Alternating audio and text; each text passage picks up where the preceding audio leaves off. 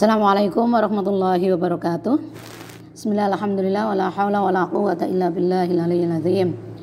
Selamat berjumpa kembali siswa kelas 7 MTS Negeri 1 Cilacap dalam pelajaran PPKN. Kali ini memasuki daring 6 ya. Persiapan untuk penilaian akhir semester. Ganjil ya. Ya. Kali ini Ibu ingin menyampaikan materi mata pelajaran PPKN yang sebenarnya itu melanjutkan materi di Vikon 1 yang kemarin diisi oleh Ibu Okah Imtihanah ya.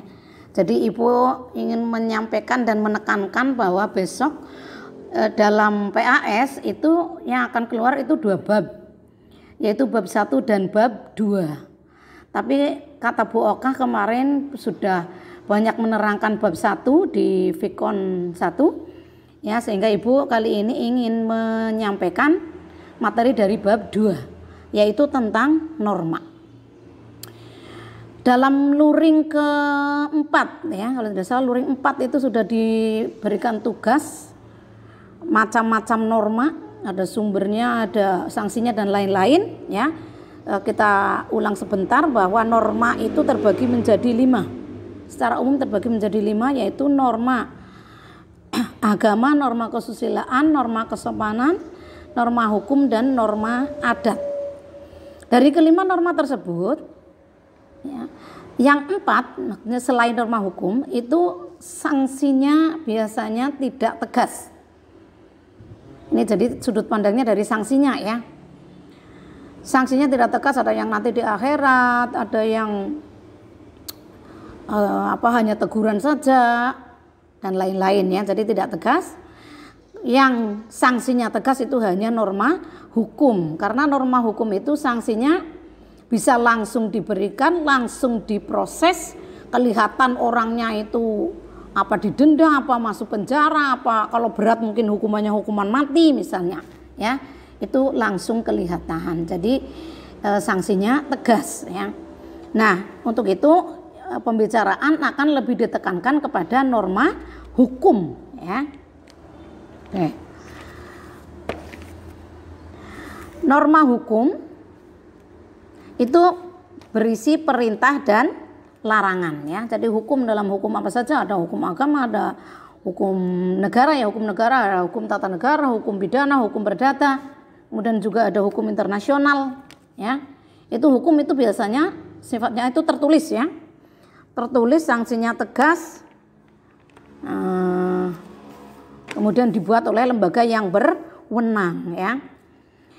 Dalam norma hukum itu menurut AVDC itu mengandung 3 unsur. Yang pertama adalah supremacy of law ya. Artinya tidak boleh ada kesewenang-wenangan sehingga seseorang warga negara boleh dihukum jika melanggar hukum. Jadi seseorang itu hanya dihukum jika melanggar hukum. Kalau tidak melanggar hukum ya nggak usah dihukum. Kemudian yang kedua ya ada asas equality before the law. Itu gampangannya, itu mudahnya hukum itu berlaku untuk semua orang. Hukum tidak pandang bulu, siapapun yang bersalah itu dihukum. Sekalipun mungkin itu misalnya anak pejabat ya, orang penting atau bagaimana lah, tapi kalau melanggar hukum mestinya itu dihukum sesuai dengan aturan atau hukum yang berlaku ya. Kemudian yang ketiga human right. Human right itu sama dengan hak asasi manusia. Jadi hukum itu berlaku untuk semua orang. Kemudian yang dihukum hanya yang salah saja, tapi tetap mempertimbangkan pada hak asasi manusia yang juga berlawanan dengan kewajiban asasi. Hukum di negara kita, kalau kita kembalikan kepada dasar hukumnya, terutama melihat pada Undang-Undang Dasar, itu ada di pasal 27 dan pasal 30 ya, Undang-Undang Dasar Negara Republik Indonesia tahun 1945 ya. Sesuai dengan judul dari bab 2, norma dan keadilan, kita sebagai warga negara dan warga masyarakat itu mengharapkan agar norma yang berlaku di masyarakat itu termasuk norma hukum itu nanti akan mempertimbangkan pada keadilan ya. Nilai keadilan yang akan diwujudkan itu meliputi 3 macam, yaitu keadilan distributif, keadilan legal, dan keadilan komutatif.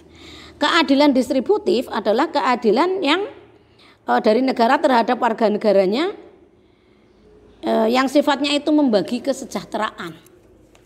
Ya, sifatnya membagi kesejahteraan.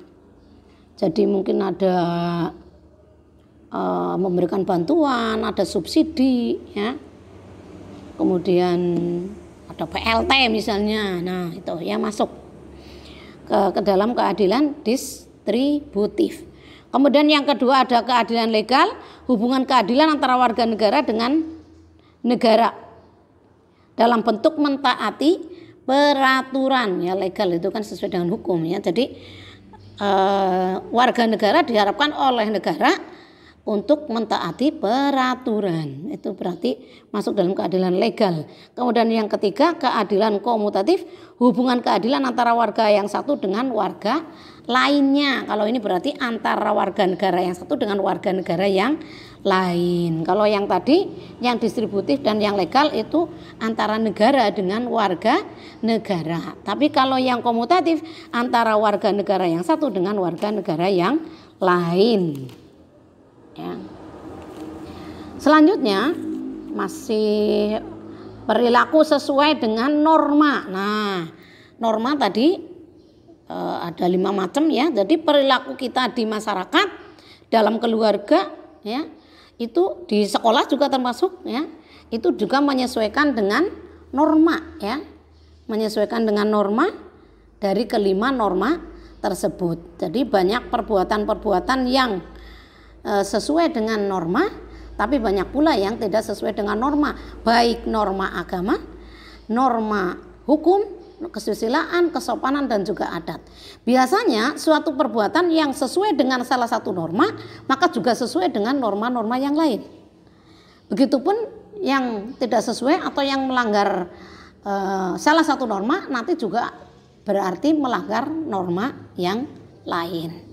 Nah ya, mungkin itu yang bisa Ibu sampaikan. Jadi penekanannya pokoknya untuk menghadapi PAS materinya adalah dari bab 1 dan bab 2 ya. Terutama kalian fokus sekali ke bab 1 karena bab 1 itu banyak hafalannya ya, persiapan. Mudah-mudahan ada manfaatnya. Silakan kalian pelajari lagi LKS-nya dan juga buku paketnya. Selamat menyongsong PAS ganjil. Sekian. Assalamualaikum warahmatullahi wabarakatuh.